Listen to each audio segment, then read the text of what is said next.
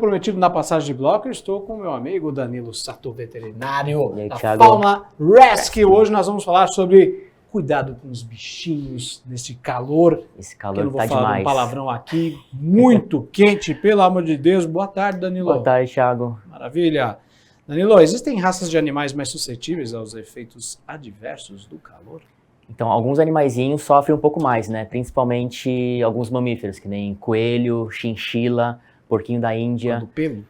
Não só por conta do pelo, mas assim, o animal, eles toleram mais o clima frio, né? Eles são mais de climas de países mais frios, né? Então, chegando aqui para nossa região, que é muito quente, muito abafado, eles acabam sofrendo um pouquinho. Eles têm uma camada mais grossa de gordura, vamos dizer assim, antes do pelo? Ou não? Tô falando besteira. Não, de gordura não, mas assim, a camada de pelo, sim. A camada de pelo é espessa. Então assim, tem alguns animais, por exemplo, coelho, tem uma camada mais fininha de pelo para ter aquela camada, aqueles pelos mais compridinhos. Perfeito. Agora, como os tutores podem identificar sinais de desconforto térmico em seus animais? Isso é importante, hein? Sim, então, por exemplo, nesses animais, coelho, chinchila, porquinho da Índia, são animais que são bem ativos, né? Então, no calor, como eles toleram menos altas temperaturas, eles ficam mais apáticos, mais letárgicos, param de comer ou comem menos. E aí isso vai acabar entrando num ciclo e alterar toda a questão de estômago, intestino, que é bem sensível nesses animais.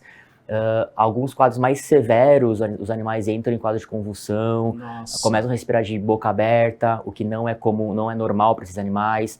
Algumas aves também não toleram tanto o calor, ainda mais que aves normalmente têm a temperatura do corpo já alta, né? Então a temperatura normal de uma ave gira em torno de 40, 42 graus, dependendo alto, né? da espécie. Então se um animal desse fica num ambiente muito quente, então a temperatura eleva muito mais e aí tem os probleminhas. Agora, além de hidratação, obviamente, quais são os outros cuidados que a gente pode ter? Sempre deixar o animal no ambiente arejado, tá? E ambiente arejado não quer dizer com corrente de ar em cima do animal, né? Porque isso não é legal. Não, principalmente para algumas aves, que a gente pode ter alguns quadros respiratórios por conta do vento muito em cima do animal. Então, assim, ambiente sempre arejado. No caso de coelho, porquinho da Índia, chinchila, um ambiente com ar-condicionado é viável, mas sempre deixando numa temperatura mais amena, não deixar naquele gelo. Também, não, por conta do animal tolerar o frio, não quer dizer que a gente tem que deixar no gelo total, né? Então, temperaturas mais amenas, assim, em torno de 23, 24 graus para ele estar ok. E no caso das aves, na temperatura em torno aí de uns 27 graus, tá ok. Né? Mas assim, sempre tomar cuidado para não deixar na corrente de ar constante. Dando o que você tem observado lá na clínica, tem chegado muito animal com esse tipo de problema relacionado ao calor? Agora começa a época, né?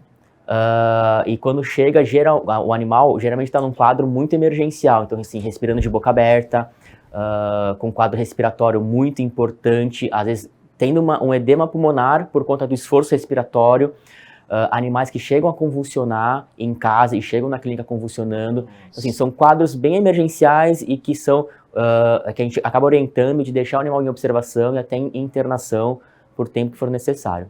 Perfeito. Danilo, queria agradecer mais uma vez a sua participação aqui no Jornal Litoral, falando sobre os cuidados com os bichinhos, os nossos pets, nessa época de calor. Calor intenso. De acho muito quente. Obrigado, muito quente. Viu? Imagina que eu agradeço.